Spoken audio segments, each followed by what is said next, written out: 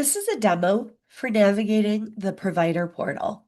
I've logged into the provider portal as a provider, Sarah. I automatically land on my homepage. This environment is in our staging environment, which has no PII or no PHI, and all data has been obfuscated. On my home tab, I can see the two early intervention brokers that I am contracted with, Envision and Foothills Gateway. I'm going to go to My Client Cases. The search defaults me to All Client Cases. I can search for a child by their name, first name, last name, or part of a name. If I want to clear out that search, I can just backspace and I can hit enter. I can also search for a child by their case number.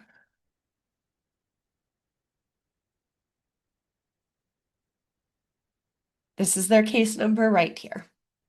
As you see, I put it in my search and it popped up. I'm going to delete that and I'm going to click the search bar again, clearing out my filter, and it just defaults to all cases. The first column is the client ID. It's the child's unique identifier. And there's the ability to view activities that have already been billed. So if I click here on credit activities, I can see there are 2 pending activities for this child. The second column is the case ID. Case ID is an important column. It is a unique identifier for each child's case that's associated with the EIB they're receiving their services with. The case number is also found on the first page of the IFSP, and both the service coordinator and the service provider can search children by the case number. The third column is the child's name. Fourth column is the ability to upload documents. You can either upload from a file or storage on your computer, or you can drag and drop files here. I'm going to go ahead and click the X to get out of that. You also have the ability to view files. These would be files that had been attached. Again, I'm going to click the X to get out of here. It has the child's date of birth, 8/17/2024. The referral date, 10/17/2024.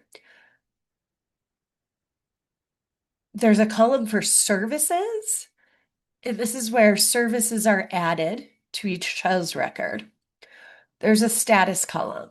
This is the status of the child's client case. So long as a child is enrolled in early intervention, their status is going to remain as active.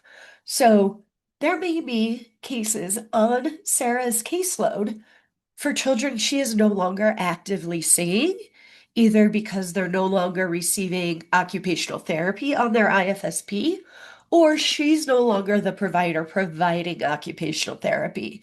But because the child is still enrolled in early intervention, they are listed as active.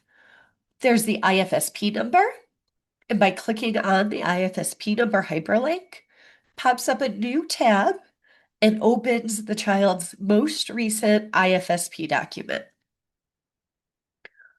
If I scroll in, I can see here that the case number displays here on the first page of the IFSP. I'm going to go ahead and close that because we don't need it. The second to the last column identifies the EIB, or formerly known as CCB, that the child is receiving early intervention services through. In this example, you can see there are some children with Foothills Gateway and some children with Envision. The final column indicates if the child is enrolled in Medicaid. So this is, does the child have a Medicaid number listed in the EI data system? So it either says no or yes. This concludes the navigation demo on My Client Cases. Thank you.